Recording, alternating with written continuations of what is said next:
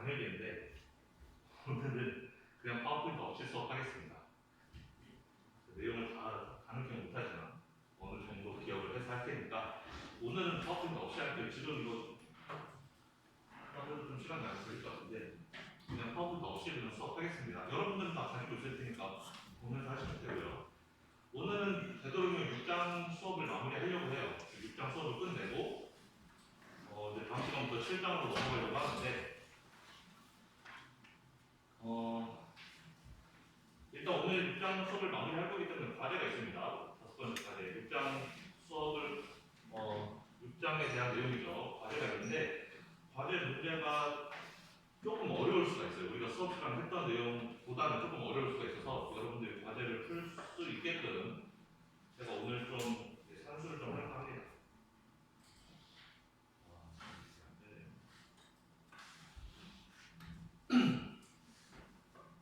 자, 그러면은 우리가 지금 배우고 있는 내용을 이야기해보면 우리는 지금 프로덕션 펑션에 대해서 배우고 있는 거죠. 6장에서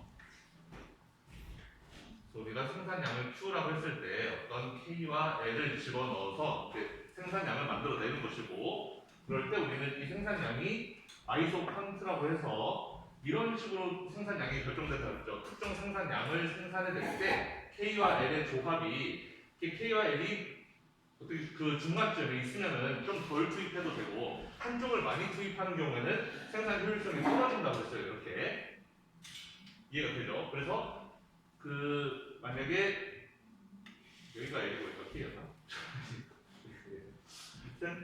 L이 많고 K가 적을 때 그리고 L이 적고 K가 많을 때 이럴 때를 비교해 보면은 이렇게 한쪽 그 투입량이 많을 때보다 두 개의 투입량이 중간점에 있을 때 오히려 생산 효율성이 높다 이런 식으로 배웠기 때문에 아이소컨트가 이렇게 안쪽으로 휘어지는 그림이었고 그 다음에 아이소코스라는 걸 배워가지고 그 비용이라는 것은 생산할 때 들어가는 비용은 RK 더하기 WL로 나타낼 수가 있다. 이만큼의 비용이 들어간다고 했습니다.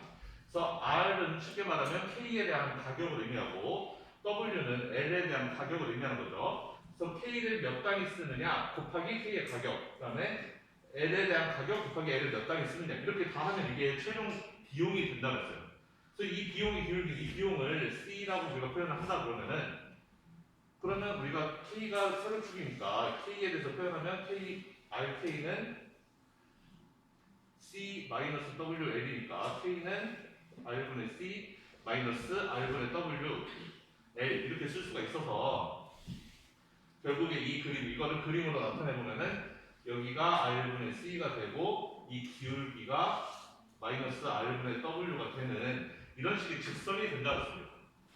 그래서 우리가 풀고 싶은 문제는 우리는 이 비용을 최소화하고 싶은 거예요. 언제? 이 생산량이 특정 양을 우리가 생산하고 싶을 때 비용을 어떻게 하면 최소화할 수 있을까? 이거를 고민하고 있는 건데 따라서 뭔 소리냐? 우리가 풀고 싶은 문제를 그래프로 그려보면 생산량이라는 것은 내가 특정 양 Q만큼을 생산하고 싶다면 우리는 생산량을 이렇게 생산하고 싶어요. 이만큼을 생산하고 싶은데 얘를 생산하기 위해서 얘가 예를 들면 100개 이렇게 있는 거죠. 내가 100개를 생산하고 싶으면 나는 L과 K를 이만큼 투입해도 100개를 만들어낼 수 있고 이만큼 투입해도 100개를 만들 수 있고 이만큼 투입해도 100개를 만들 수 있는 거예요. 100개를 만들 수 있는 L과 K의 조합은 많이 있는데 그때 우리는 이 K와 L을 투입할 때 그때의 비용을 최소화하고 싶다.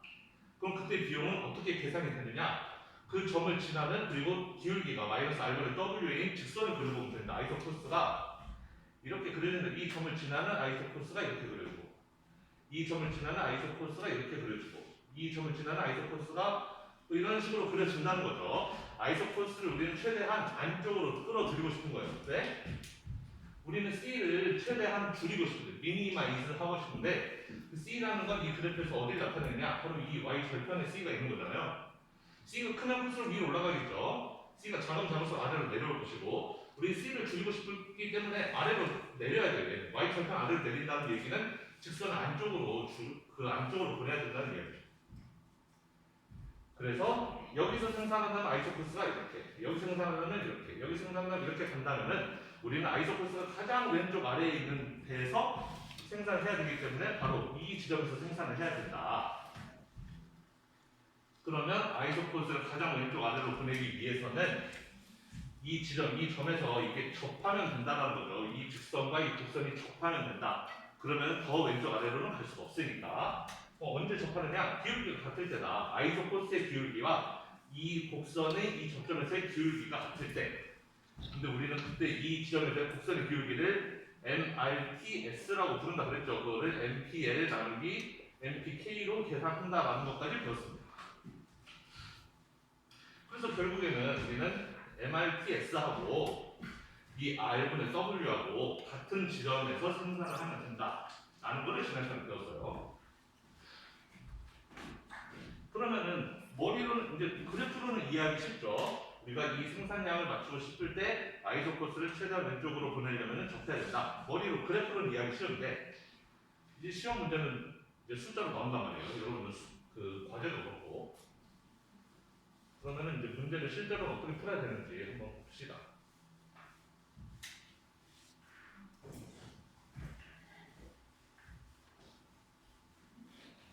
그냥 하나를 예를 들어볼게요. 제가 예를 그냥 일반적인 콤더글러스 형태의 문제를 하나 만들어 볼게요. 그러면 Q가 K와 L의 함수라고 그랬는데 함수를 만들어 봅시다.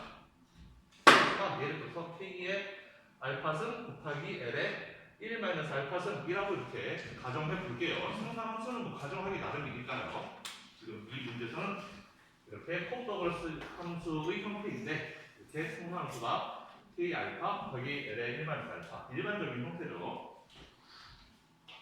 그래서 이 값을 어떤 Q 바만큼을 생산하고 싶은 거죠.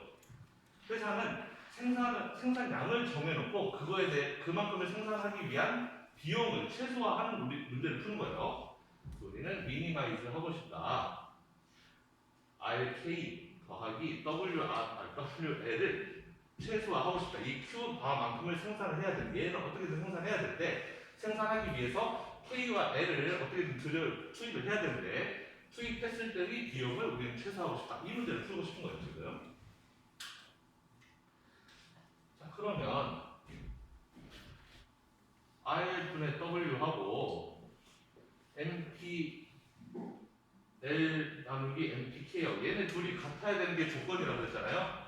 R분의 W는 아이소코스트의 기울기였고 MPL 나누기 MPK는 얘는 우리가 MRTS라고 부르는 거였는데 그건 뭐였냐면은 이 아이소컨트의 접선의 기울기라고 했습니다. 접선의 기울기하고 아이소코스의 기울기하고 같을 때, 즉 다시 말하면 접할 때 우리는 최적화 되는 지점을 찾을 수 있다는 거죠. 최적의 L과 K의 그 조합을 찾을 수 있다는 거니까. 그러면 이 조건대로 문제를 풀어보는 거예요. 결과적으로는 이렇게 푸는 거예요. 문제는 여러분들이 이거를 풀어서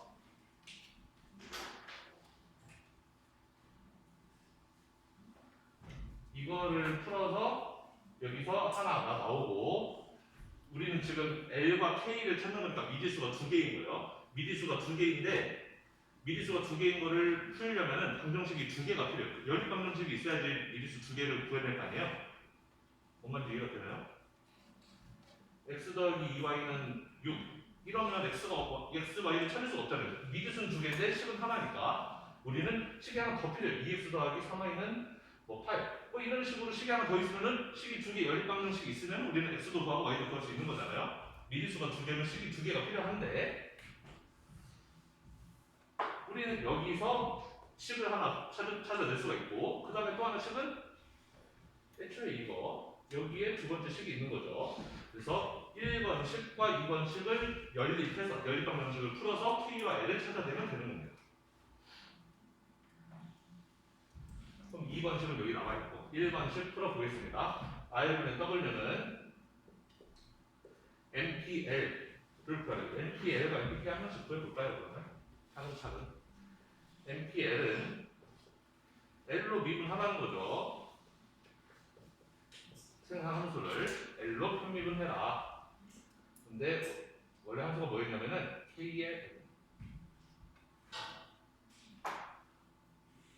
K의 알파승 L의 1 마이너스 알파승이래요. 얘를 L에 대해서 편미분하라는 거예요. L에 대해서 편미분하면 K의 알파승은 그대로 표현하면 되고 L의 1 마이너스 알파승만 미분하면 되는 거죠. 그러면은 1 마이너스 알파 곱하기 K의 알파 L의 마이너스 알파승 이렇게 되겠네요. 다음에 MPK 볼까요? K는 똑같이 K에 대해서 미분하면 얘를 이 식을 이제 K에 대해서 미분하는 거죠. K에 대해서 미분하면 알파 튀어나오고 알파 K의 알파 마이너스 1 그리고 L의 1 마이너스 알파 이렇게 되겠네요.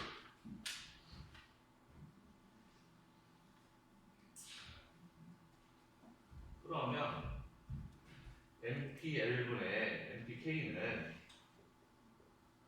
MPL은 1 마이너스 알파 곱하기 K의 알파 L의 마이너스 알파라고 했습니다. 그 다음에 MPK는 여기 있죠. 알파에 K 곱하기 알파 마이너스 1개 L의 1 마이너스 알파게 이렇게 있대요.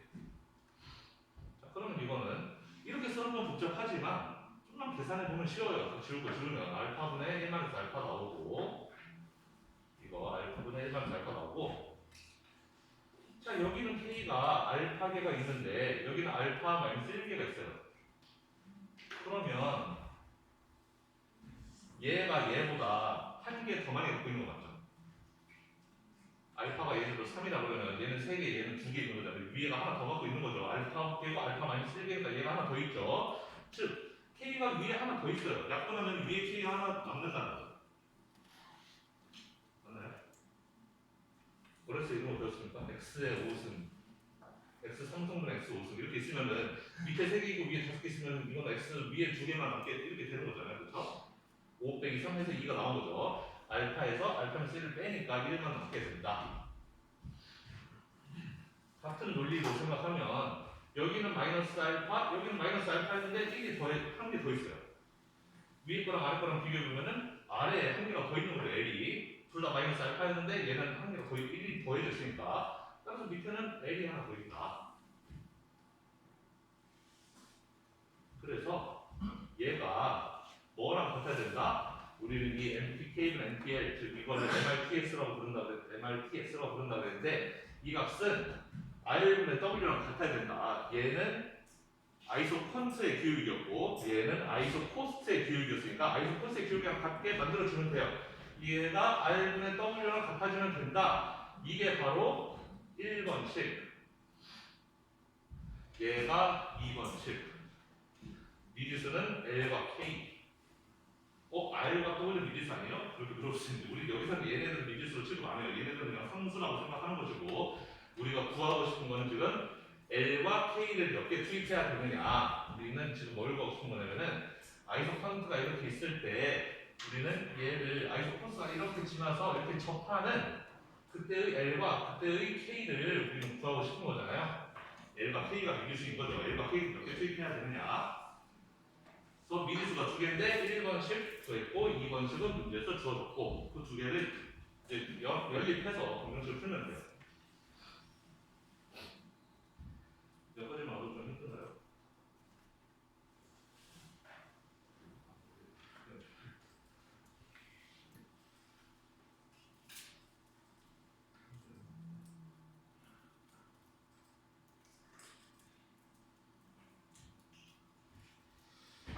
그러면 1번식과 2번식을 결합해 보겠습니다.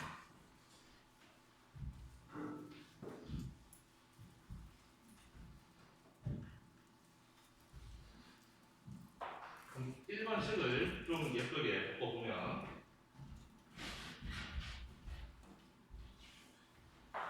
K에 대해서 써볼까요? K에 대해서 쓰면 K는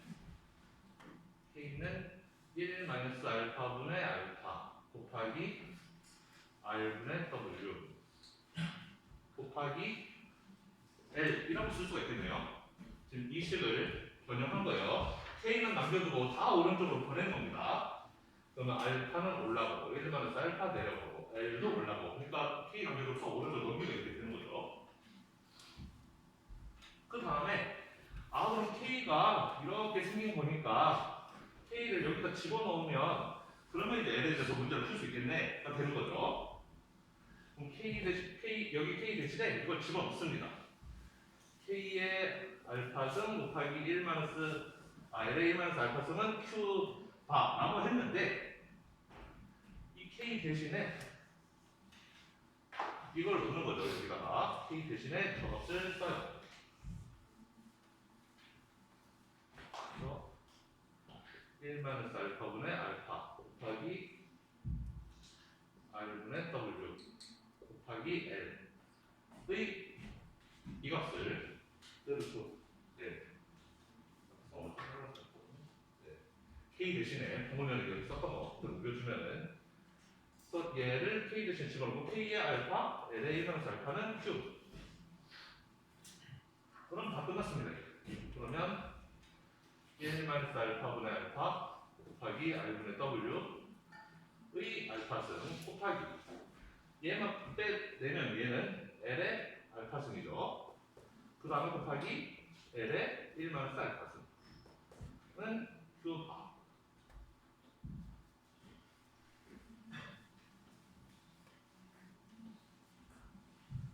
그러면 L의 알파승하고 L의 1 마이너스 알파승 곱하면 여러분 X의 2승 곱하기 X의 3승 하면 X의 5승 되는 거죠. X 2개, X 3개 곱하는 거 X 5개 2 더하기 3 해서 5가 되는 것처럼 L의 알파승, L의 1 마이너스 알파승 둘을 곱하면 둘 위에서 2 더하기 3에서 5 되는 것처럼 알파 더하기 1 마이너스 알파 하면은 알파끼리 없어지고 1만 남게 되죠.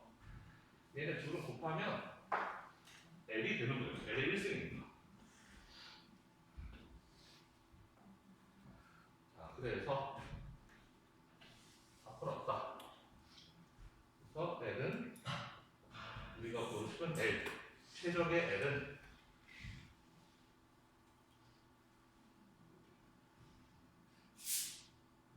알파분의 1 마이너스 알파 일단 이렇게 쓰죠. L은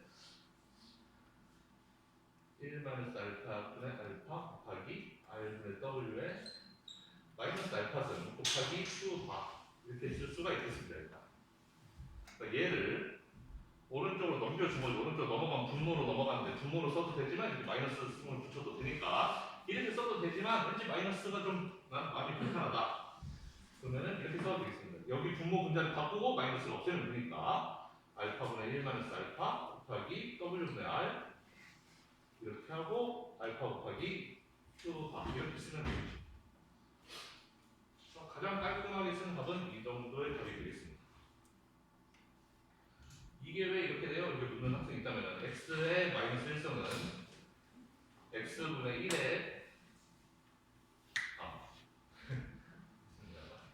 x의 1을 x의 마이너스 3승 이면은 x분의 1의 3승 뭐 이런 식으로 쓸 수 있는 거잖아요. 이렇게 생각하면 되는 거죠. 마이너스 승이라는 것은 분모 분자 역수를 취한 뒤에 뭐 이런 거랑 똑같은 거니까 이렇게 풀면 되겠습니다.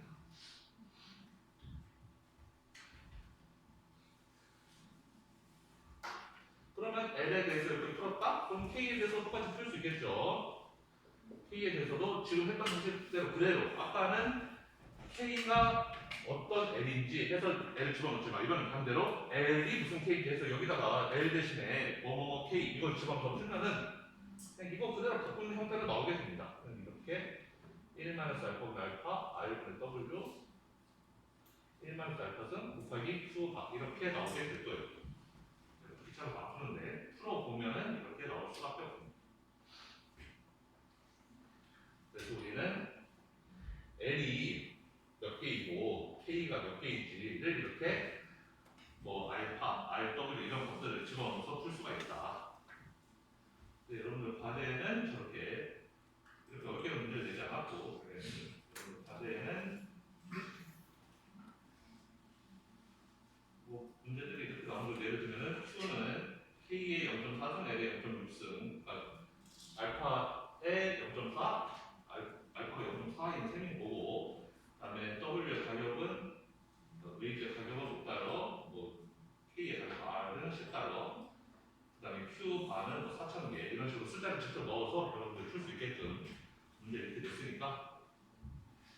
이렇게 푸는데 숫자를 직접 넣어서 하면 아마 문제 풀기가 훨씬 수월하겠죠. 훨씬 쉬울 거예요. 그 과제 문제 있는 것들은 이런 방식으로 풀면 된다 라는 거를 알아두시면 되겠습니다. 어쨌든 푸는 과정은 좀 복잡해 보였지만 요약하면 여러분들은 이 2번식 그리고 그 1번식 Y분의 W는 MPL 나누기 MPK 이 1번식, 2번식을 가지고 연립해서 풀면 된다. 이것만 알고 있으면은 문제가 좀 복잡해도 어쨌든 풀면은 답이 나오게 될 겁니다.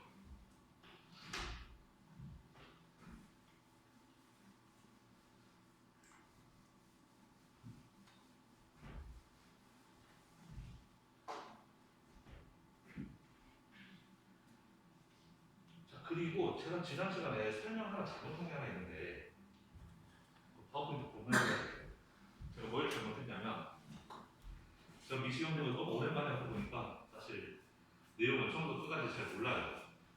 미시경력 배운 적이 20년이 넘었기 때문에 내용은 잘 기억이 안 나서 좀 가물가물한데 제가 지난 시간에 이거 설명했습니다. 리스폰스 스케일 했었죠.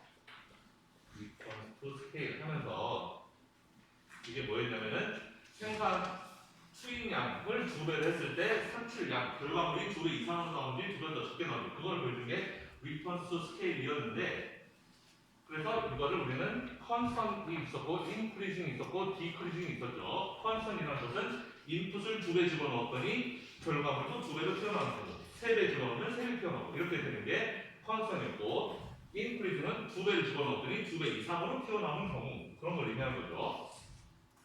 그래서 만약에 생산량을 이렇게 K와 L이라고 표현했을 때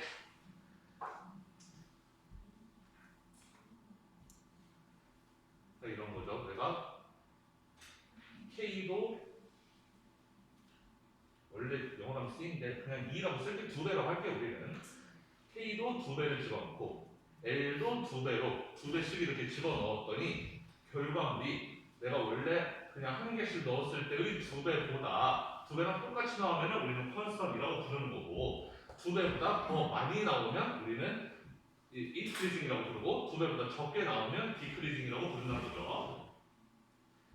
네, 아마 여러분이 쓰시는 책에는 2라는 숫자 대신에 아마 어쩌면은 C라고 이렇게 나올 있을 수도 있어요. 그게 더 일반적이니까 C라고 쓰고 이 C는 1보다 큰 값을 의미하는 우리가 그러니까 즉 2배를 집어넣으면 2배, 3배를 집어넣으면 3배, 4배를 집어넣으면 4배 이렇게 되게끔 이런 경우 리턴 투 스케일을 컨스턴이냐 인크리징이냐 디크리징이냐 이렇게 이야기를 하는데 일반적으로 기업들이 맞닥뜨리는 생산 함수는 뭐가 제일 많을까요? 여러분 파워포인트에 있는 내용인데 파워포인트 보면은 일반적으로는 기업들이 increasing return to scale을 적용하는 경우가 많다라고 그게 나와 있을 거예요. 왜냐면 고정 비용 같은 거 생각하면은 그렇다는 것이고 또 기업이 뭐 learning by doing이라고 해서 기업은 사업을 하면 할수록 그 효율성에 대해서 점점 배우게 된다는 거죠. 그렇기 때문에 생산을 조금 할 때보다 생산량을 많이 늘리게 되면은 그 과정, 생산량을 늘리는 과정에서 배우는 부분이 있기 때문에 효율성이 개선돼서 더 많은 걸 생산해낼 수 있다. 인크리징 리턴 투 스케일을 우리가 경험하는 경우가 많다고 써 있고, 그럼 제가 지난번에 실수했던 부분이 뭐였냐? 제가 여러분들에게 큰 잘못을 저질렀는데, 제가 잘못 가르친 부분이 뭐였냐면은 인크리징 리턴 투 스케일은 이코노미스 오브 스케일이라고 했고, 디크리징은 디스이코노미스 오브 스케일이라고 제가 지난 시간에 설명을 했는데, 저는 그게 맞는 줄 알았거든요. 맞는 줄 알았는데. 제가 7장 파워포인트 만들다 보니까 그게 틀렸더라고요. 그래서 여러분들 그 부분을 지워주시면 되겠습니다. 제가 지난 시간에 Increasing Returns to Scale은 규모의 경제가 Economies of Scale과 같은 거였고 Economies of Scale 얘는 Economies of Scale과 같은 거였고 그 다음에 Decreasing Return to Scale은 Diseconomy 경제의 규모의 역경제다. 규모의 역경제.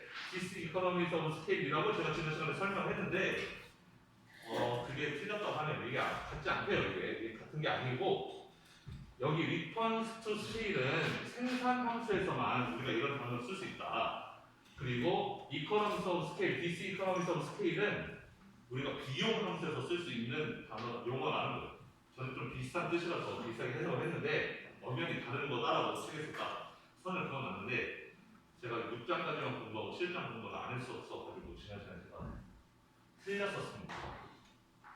내용은 비슷해요. 그 내용은 비슷한데 리턴 투 스케일은 생산량, 내가 투입을 2배를 했을 때 생산량이 2배 이상으로 될 거냐, 그걸 의미한다면 이코노미스 오브 스케일은 비용에서 내가 비용을 2배로, 생산량을 2배로 늘리는데 비용이 2배 이상으로 들 거냐 2배보다 적게 될 거냐, 그거를 보여준 게 이코노미스 오브 스케일, 디스 이코노미스 오브 스케일이라는 거죠. 그래서 그게 약간의 차이가 있다. 그러니까 이게 같은 게 아니니까 제가 지난 시간에 같다고 했던 그 설명은 여러분들이 잊어주시면 되겠다. 다시 한번 죄송하다는 말씀 드리고요. 틀렸었어요. 어쨌든 지난 시간에는. 무슨 말인지 이해가 되냐면 제가 한 말이 리턴스 투 스케일은 내가 투입량을 K와 L을 2배를 투입하면 2배 이상이 튀어나오는지 그거를 보는 게 리턴스 투 스케일이고, 이코노미스 오브 스케일은 내가 2배를 생산해야 되는데 그 2배를 생산하는데 들어가는 비용이 2배 이상이냐 2배보다 적게 되냐, 그거를 설명하는 게 이코노미스 오브 스케일, 디스 이코노미스 오브 스케일이라는 거예요. 규모의 경제하는 건 뭐냐면 내가 생산량 지금 100개를 만들고 있는데 200개로 늘리고 싶어요. 생산량을 200개로 늘릴 때 들어간 비용이 100개 만들 때는 100원 들었는데 200개 늘려보니까 비용이 만약에 150원밖에 안 든다. 즉 2배만큼 들지 않았다. 그럴 때 이코노미스 오브 스케일이라고 부른다는 거예요. 디스 이코노미스 오브 스케일은 생산량을 2배로 늘렸더니 비용이 2배 이상으로 들어가는 겁니다. 그러니까 즉 얘는 비용에 대해서 이야기를 하는 거예요. 생산량을 늘릴 때 비용이 2배보다 더 많이 드냐 적게 드냐, 그게 얘를 설명하는 거고, 지금 여기서 설명하는 리턴스 스케일은 비용하고 아무 관계가 없고 내가 생산량을 2배로 늘릴 때 그럼 투입량을 2배로 늘려야 되는지 아니면 2배보다 적게 늘려도 되는지 그거를 설명하는 게 리턴스 스케일이다. 리턴스 스케일은 생산량을 2배로 늘릴 때 투입량을 어떻게 해야 된다. 이코노미스 오브 스케일은 생산량을 2배로 늘릴 때 비용이 2배 이상으로 드는 거 아닌가, 그거를 비교하는 거라서 엄연히 다른 건데 저는 그냥 비슷하게 생각을 아니라고 했던 거죠. 제가 틀렸다 보니까 여러분들이 꼭 그 부분을 봐주시고,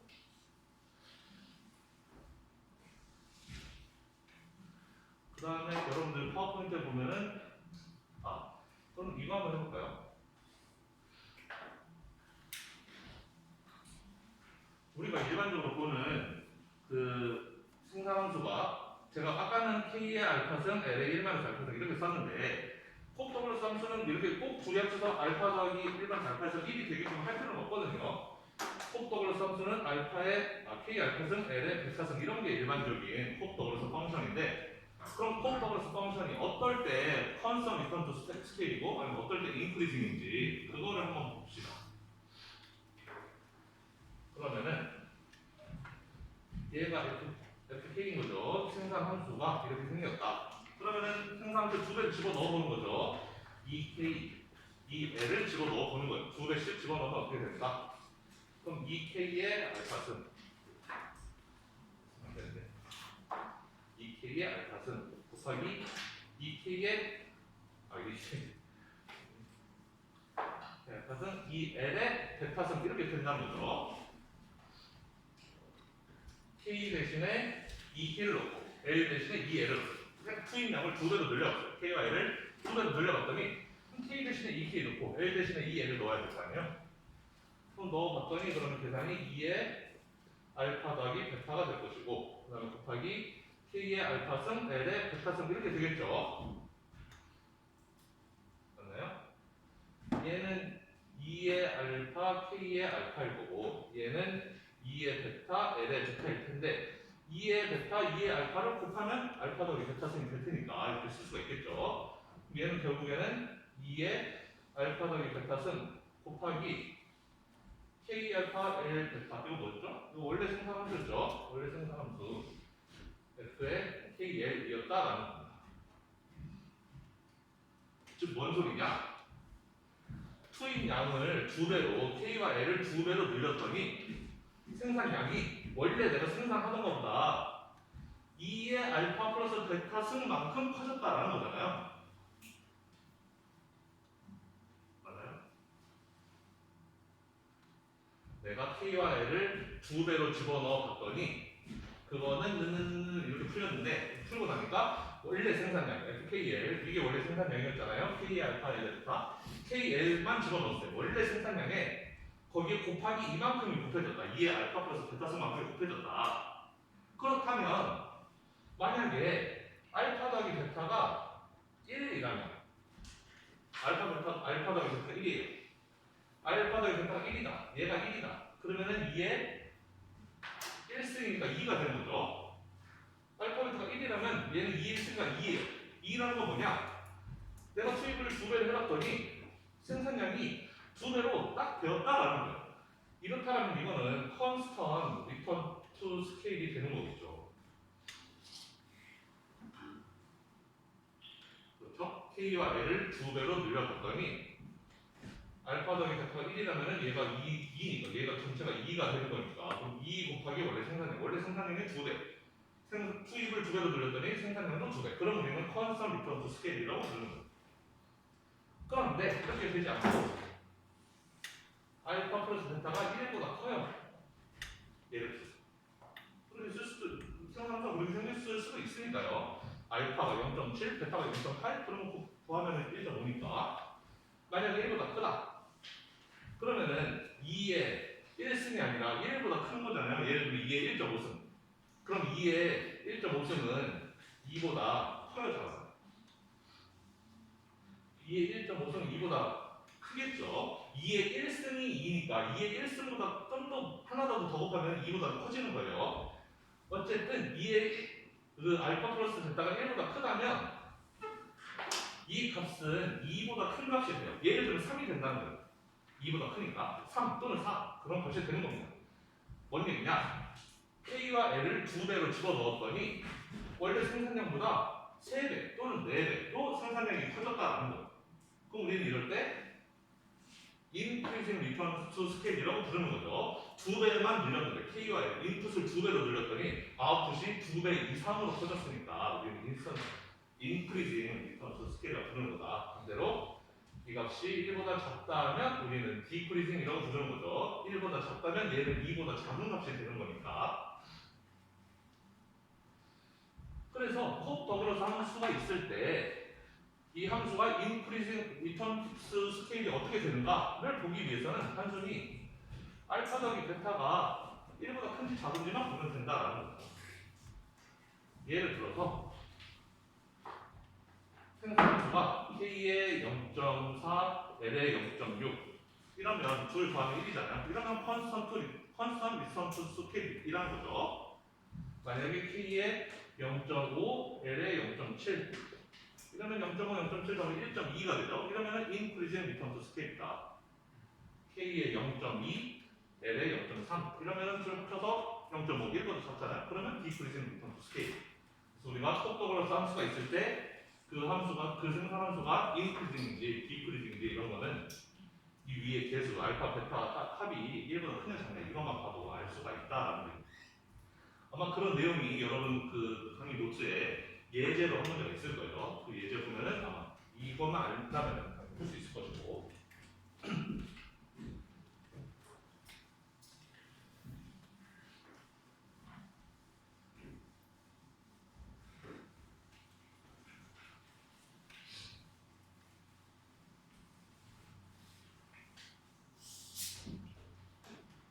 그 다음에 거기 아마 보면은 강의 노트에 테크놀로지컬 어쩌고 그런 내용이 나올 텐데 기술 발전에 대한 내용이 나오고 그런 내용이 있었던 것 같은데 하여튼 뭐냐면 이게 같은 그 기술의 발전이라는 게 있어서 생산 효율성이 시간이 지남에 따라서 생산 효율성이 좋아지는 경우가 많다는 거예요. 그러니까 옛날에 뭐 K와 L을 들었을 때 옛날에는 뭐 쌀 3만 마리를 생산하는데 원가가 뭐 10,000원 들었다면 지금은 똑같이 쌀 3만 마리 생산하는데 뭔가 훨씬 적게 든다는 거죠. 훨씬 노동과 자본을 덜 투입해도 기술이 발전했기 때문에 그 투입량을 줄여도 생산량을 같게 맞출 수 있는 그런 게 있기 때문에 그래서 옛날 예를 들면은 뭐 어떤 쌀을 1000가마니 효를 1000가마니 그 생산해내는데 K와 L이 이만큼 들어갔었다 라면은 지금은 똑같이 쌀을 1000g이 생산을 내는 데 있어서 K와 L이 적게 들어간다 라는 거예요. 1970년대에는 K와 L을 이만큼 투입했어야 되는데 2022년에는 K와 L을 더 적게 투입해도 똑같은 생산량을 맞출 수 있다. 그런 그림이 슬라이드 맨 끝에 한 두세 번째 있을 건데 그 내용을 설명하는 거죠. 자, 그렇다면은 생산함수의 모양 자체는 대체로 비슷한데 기술 발전이 있었기 때문에 효율성이 높아졌다. 그래서 우리는 생산함수를 쓸 때 단순히 그 표를 쓸 때 그냥 단순히 F의 K의 L 이렇게 쓰기보다는 이 앞에다가 A라는 걸 붙여서 이게 기술의 발전 레벨이라고 이렇게 쓸 수가 있다. 그래서 A는 어떻게 보면 시간의 함수인 거죠. 1970년대에는 예를 들면 A가 1이었는데 2022년대에는 A가 뭐 3 이렇게 되는 거죠. A는 기술 발전의 레벨을 의미하는 거죠. 똑같이 K와 L을 집어넣었을 때 생산량이 있을 텐데 거기에 기술의 수준이라는 것을 곱해서 기술 수준이 높은 경우에는 생산량이 더 크게 큰 값이 나오게 되는 것이고 기술 수준이 낮을 때에는 이제 더 낮은 그 산출량이 나오게 되겠죠. 뭐 지금 여러분들이 보는 수준에서는 이게 뭐 별거 아니다 그렇게 생각이 될 수 있겠지만 이게 좀 굉장히 좀 자세하게 배우게 되면은 이 A에 대해서만 한 학기 내내 배우고 이 A가 굉장히 중요한 그런 역할을 하는 건데 굉장히 중요한데 이 시험장에서는 뭐 길게 다룰 것까지는 별로 아니어가지고 그냥 짧게 설명을 하는 거예요. 그래서 우리가 경제학자들이 항상 경제가 발전하려면 어떻게 해야 되느냐 그런 이야기할 때 기술의 발전이 중요하다는데 바로 그런 게 여기에 그 개념이 들어가 있는 겁니다. 기술의 혁신이 있어야 뭐 경제 성장을 지속적인 경제 성장을 이뤄낼 수 있다라고 하는데 이런 거 가지고 경제 성장론에서 막 그 문제를 풀다 보면은 이 A가 굉장히 핵심적인 역할을 하거든요. 그래서 이거는 우리는 지금 수준에서는 이거 가지고 뭐 문제를 풀거나 이러진 않지만 이 A가 의미하는 것은 기술의 수준의 기술의 레벨을 나타내는 것이다. 그 정도만 알아두시면 되겠고 그럼 마지막으로 이제 제일 중요한 거 그 여러분들 슬라이드의 맨 마지막 페이지를 보시면 되겠습니다. 그럼 우리가 지금까지 배웠던 내용은 뭐였냐면 우리가 지금까지 배웠던 거는 아이소 퀀트 생산량을 이렇게 생산할 때 우리는 비용을 제일 절감할 수 있는 가장 낮은 비용일 때의 그 K와 L의 조합을 찾고 싶어서 그 조합을 찾으려면 이렇게 접하는 지점에서 생산하면 된다. K와 L의 조합은 바로 그 지점이다. 이거를 지금까지 배웠어요. 지금까지는.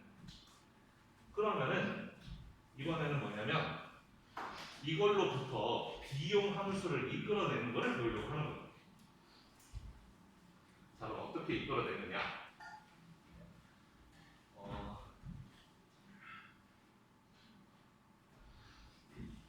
비용 함수라는 건 뭐냐면은 그러니까 토탈 코스트라고 쓸게요. 기업이 들이는 토탈 코스트. 토탈 기업이 이제 생산을 하기 위해서 지불해야 되는 비용. 우리가 비용 함수라는 걸 이야기할 때 그러면 비용이라는 것은 내가 몇 개를 생산할 때 비용이 얼마 드는가 이런 식으로 이야기를 해야 되는 거잖아요. 내가 생산량을 100개 그럼 비용이 얼마, 200개를 만드는 비용이 얼마, 300개를 만드는 비용이 얼마 이런 식으로 해야 되죠. 따라서 비용은 생산량 Q의 함수가 되어야 되는 거예요. 예를 들면 뭐 Q 곱하기 4 뭐 이런 식으로 4 곱하기 Q 이렇다라면은 내가 100개를 생산하기 위해서는 돈이 400달러가 필요하다. 내가 200개를 생산하기 위해서는 돈이 800달러가 필요하다. 이런 식으로 우리가 만들 수가 있는 거죠. 비용 함수를. 그래서 비용 함수는 반드시 Q에 대한 함수가 되어야 돼요. 따라서 우리가 비용 함수를 그리고 싶다라면은 세로축에는 토탈 코스트예요. 총 비용이 이거죠. 총 비용. 세로축에는 토탈 코스트, 가로축에는 퀀티티 오브 아웃풋을 쓰는 거예요. 내가 몇 개를 생산할지. 그래서 생산을 하면 할수록 비용이 늘어나는 이런 함수를 우리는 만들고 싶은 거죠. 자, 이거를 우리는 생산 함수로부터 도출해낼 수가 있습니다.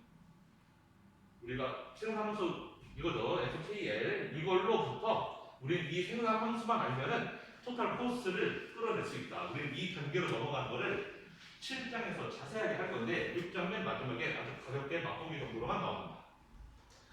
그걸 해보면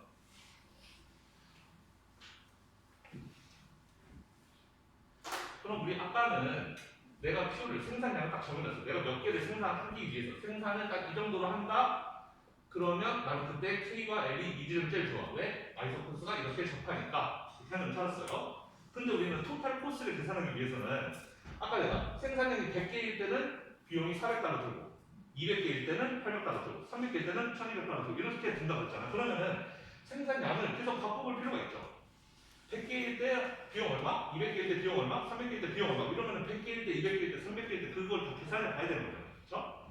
그래서 얘는 100개일 때가 이렇게 하는 것이고 생산량을 200개로 늘리면 생산량이 200개일 때 Q가 200일 때 Q가 100일 때 그럼 200일 때는 또 여기 어딘가에서 이렇게 접하겠지. 여기서 생산하면 된다.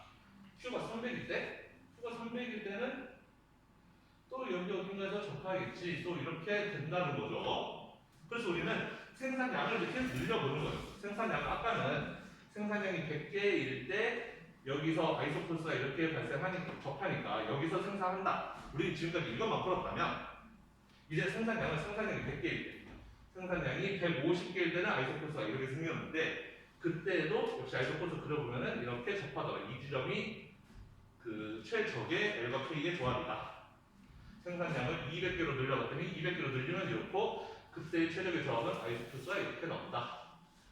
생산량을 250개로 늘리면은 그때도 최적의 조합은 여기다라는 것이고 따라서 생산량을 늘리고 줄이고 함에 따라서 우리는 L과 K의 최적의 조합을 이렇게 따라서 이을 수가 있다. 우리는 이 지점에서만 생산한다는 거예요.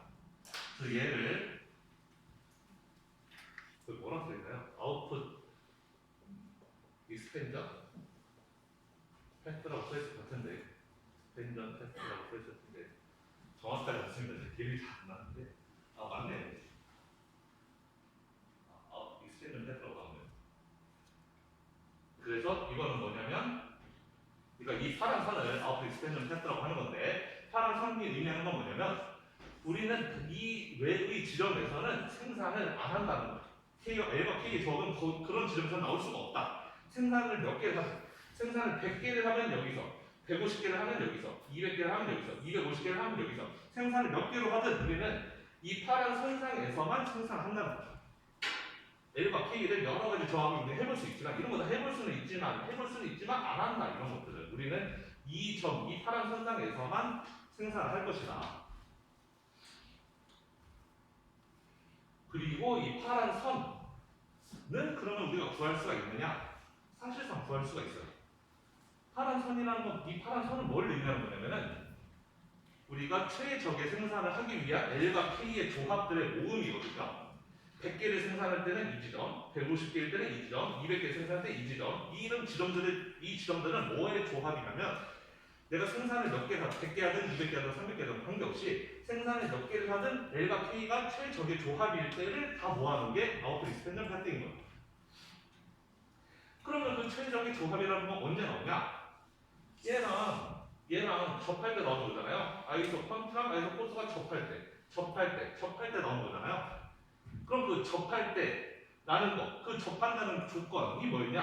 아까 수없이 봤던 W분의 R 이 아니고 R분의 W는 MPL 나누기 MPK 바로 이 조건이 얘네 둘이 접한다라는 조건이잖아요. 아이소코스의 기울기, 아이소컨트의 기울기가 같다. 둘이 접한다라는 조건이 이 조건이었단 말이에요.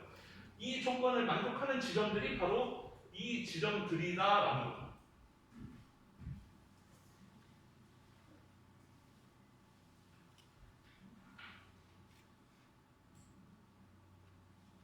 뭔 소리냐면 우리 아까 그 문제로 돌아가면 아까 그 맨 처음에 제가 풀었던 좀 복잡한 문제 호흡도면서 뻥던 돌아가면 FKA K의 알파승 L의 1 마이너스 알파승이었죠. 그래서 W 나누기 R은 MPL 나누기 MPK 해보면은 MPL은 1 마이너스 알파분의 L분의 K 이렇게 되는 거 있죠. 맞나요? 아, 제가 썼던 식이. 자, 여기 R분의 W 썼고 MPK분의 MPL은 아까 우리 복잡했었지만 정리하면 이렇게 나왔었습니다. 이 식이 바로 이 조건이 이 식인 거죠. 이 문제에서는 이렇게 되면은 얘는 K는 1 마이너스 알파 분의 알파 곱하기 R분의 W 곱하기 L이 되는 거잖아요. 바로 이게 아웃풋 익스펜전 패드라는 거예요. 이 문제에서. 우리가 아웃풋 익스펜전 패드를 가로축에 L, 세로축에 K 그려놓고 저 파란 선을 그리면 되는 거잖아요. 저 파란 선은 뭐다? K는 이거 곱하기 L이다. 여러분 Y는 AX 있으면 X는 가로축, Y는 세로축, 얘가 기울기잖아. 원점 지나는 똑같아요. 얘가 가로축, 얘가 세로축 그러면은 원점 지나는 기울기인데 기울기가 바로 이거다라는 거죠. 1 마이너스 알파 곱하기 R분의 W가 기울기가 되는. 그래서 우리는 이 조건만 풀면 아웃풋 익스펜전 패드를 구할 수가 있는 거예요.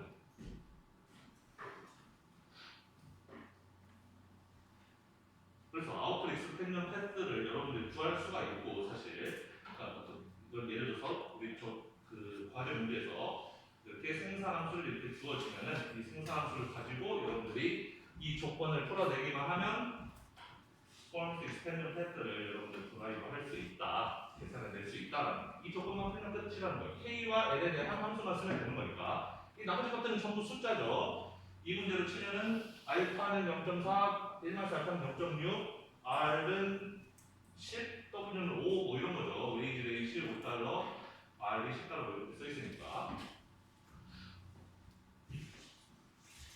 그래서 아웃풋 패드를 이렇게 찾을 수가 있다. 자, 그러면 이제 마지막 하나.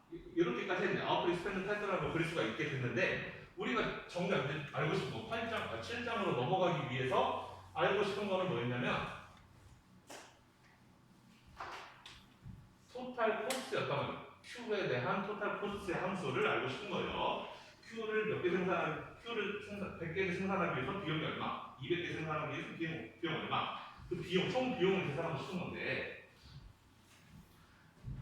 우리는 그걸 계산해낼 수 있다라는 거예요. 예를 들면 여기가 이 지점이 Q를 100개 생산하는 거고 얘가 Q를 200개, 얘가 300개, 얘가 400개라고 한다면은 각 Q를 생산할 때 L과 K의 조합들을 다 이렇게 찾을 수가 있잖아요. 그리고 그때 지나가는 아이소 코스도 찾을 수가 있고 L과 K를 알면 L이 얼마고 K가 얼마인지를 알면 토탈 코스를 계산할 수 있어요. 왜? 토탈 코스는 애초에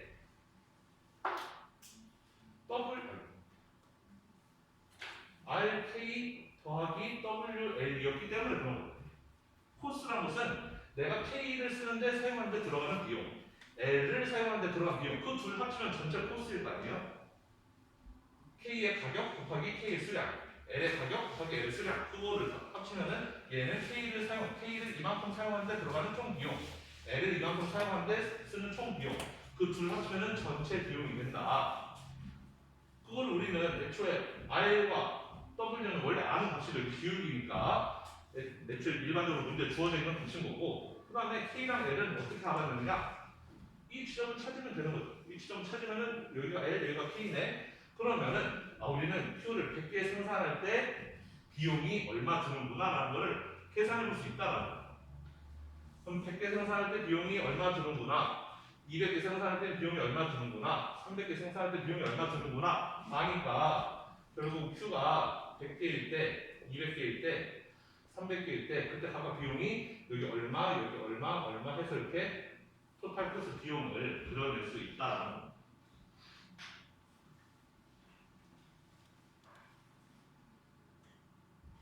그래서 이것과 관련된 문제가 이 숙제 문제로 치면 3번의 맨 마지막 문제인데 조금 어려울 수도 있어요. 여러분들 근데 이해만 잘한다. 계산은 어렵지 않으니까 이해만 잘, 제가 하는 설명을 이해만 잘했다면 그렇게 풀기 어렵지 않을 수도 있습니다. 자, 힌트를 하나 준다면 여러분들이 지금 이 설명만 들어서 문제 풀기 좀 어려울 수 있기 때문에 힌트를 하나 준다면 토탈 코스는 RT 더하기 WL이에요. 토탈 코스는 RT 더하기 WL이다. 즉 내가 K에 쓰는 돈, L에 쓰는 돈을 합쳐야지 그게 토탈 코스예요. 하지만 토탈 코스를 이렇게 쓰면 안 돼요, 여러분들. 왜 안 되냐면 토탈 코스는 뭐에 대한 함수다? 생산량에 대한 함수다. 토탈 코스는 뭐뭐뭐 곱하기 Q 뭐 이런 식으로 다 Q에 대한 함수가 나와야 돼요. 코스는 K와 L에 대한 함수로 우리가 나타내는 게 목적이 아니에요. 물론 이 값이 맞죠. 내가 K에 쓰는 돈 더하기 L에 쓰는 돈을 합친 게 코스는 맞는데 우리는 이걸 보고 비용 함수라고 부르지 않아요. 비용 함수는 뭐냐면 내가 몇 개를 생산할 때 돈이 얼마 든가 그거를 알아내는 게 비용 함수예요. 내가 자본을 몇 개 투입하고 L을 몇 개 투입할 때 비용이 얼마? 이거는 우리가 궁금하지가 않다는 거예요. 이거는 우리가 알고 싶은 게 아니고 이게 맞긴 맞지만 우리는 이걸 궁금하지 않기 때문에 얘는 함수라고 부르는 게 아니고 우리가 궁금한 거는 내가 몇 개를 생산할 때 비용이 얼마가 나오는가 이거를 찾아내야지 그게 생산 함수예요. 얘가 생산 함수가 아니라는 거예요. 생산 함수는 무조건 K와 L 얘가 들어가면 안 되고 생산 함수는 Q만 들어가야 돼요. 그러면 비용이라는 생산성을 비용 함수 이야기하는 겁니다. 비용 함수는 K와 L이 들어가면 안 되고 Q만 들어가야 된다. 근데 지금 K와 L이 이렇게 나와 있는데 그럼 그걸 Q로 어떻게 바꾸느냐? 바꿀 수가 있는 거죠. 왜냐면 우리는 K와 L을 문제를 풀 수가 있거든요. 아까 전에 풀었던 문제 있죠. 잘 기억이 안 나는데 아까 우리 문제 보면 K는 뭐였지? 정확하게 기억 안 나요. 뭐 1만에서 알파분의 알파 뭐 R분의 W 어쩌고 하고 마지막에 곱하기 Q 바 이렇게 나왔었던 거 맞나요? 이 앞에 건 복잡해서 잘 기억이 안 나는데 여기 잘 기억이 안 나는데 이거 곱하기 Q 이렇게 나왔어요. 즉 뭐냐면 우리는 K가 Q에 대한 식으로 나온다는 걸 알아요. 여기는 다 숫자들이고 여기는 숫자 집어넣으면 되는 거고 숫자 집어넣으면 결국 K는 생산량이 몇 개일 때 K가 몇 개 투입되는지를 우리가 안다는 거예요. L도 똑같이 막 시간 복잡한데 곱하기 Q 뭐 이런 식으로 나옵니다. 그러면 그것도 뭔 얘기냐? 우리가 L을 알 수, Q에 대한 생산량을 알 수 있다는 거예요. 내가 Q를 100개를 생산해야지 그러면 K가 얼마고 L이 얼마인지 계산할 수가 있고 내가 Q를 200개 생산해야지 그러면 200개일 때 K와 L이 얼마인지 안다. 즉 K와 L을 이렇게 Q에 대한 함수로 나타낼 수 있다는 거예요. 그러면 이 토탈 코스트 얘를 어떻게 Q에 대한 함수로 바꾸느냐? 지금은 K와 L에 대한 식으로 나와 있는데 우리는 이렇게 표현하면 안 되고 K와 L 대신에 Q에 대한 식으로 바꿔야 되는데 어떻게 바꾸면 되느냐? 이거를 집어넣는 거예요. 이거를 K는 여기에 집어넣고 L은 여기에 집어넣어서 K 대신에 이거 Q L 대신에 이거 Q 집어넣으면 이거 합치면은 결국 Q만 남게 되는 거죠. 그래서 비용 함수는 반드시 Q에 대한 함수로 써야 제가 이렇게 P를 포함해서 이야기해도 여러분 분명히 시험 보면은 토탈 코스 펑션 쓸 때 분명히 이렇게 씁니다. 근데 이렇게 쓰지 말고 이렇게 쓰면 그냥 다 날아가요. 그냥 20점짜리 더 날아가니까 여러분 틀려도 좋으니까 절대 K와 L의 함수로 쓰지 말고 코스 함수, 비용 함수는 Q에 대한 함수로 써야 돼요. 그 Q에 대한 함수를 만드는 방법은 K도 L도 풀어보면 결국에는 Q에 대한 함수로 나오기 때문에 그 푼 결과를 집어넣으면 결국은 자기 Q에 대한 식만 남게 된다. 그래서 이 3번 문제가 조금 3번의 맨 마지막 문제가 그 비용 함수를 이제 그 도출해내는 문제인데 여러분들이 이 문제까지 아주 잘 풀었다? 그러면은 7장 공부하는데 별로 어려움이 없어요. 7장이 들어가기가 조금 겁이 나는데 7장 내용이 조금 복잡합니다. 우리가 지금까지 봐왔던 그래프의 수준이 아니에요. 그래프가 굉장히 많이 복잡해서 그래프만 보고 이해하기 쉽지 않을 수가 있는데 어쨌든 제가 최대한 잘 설명해 보도록 하겠습니다. 오늘은 평소 안 돼서 수업을 일찍 마칠게요. 오늘 여기까지 하고 여러분들 과제 풀고 다음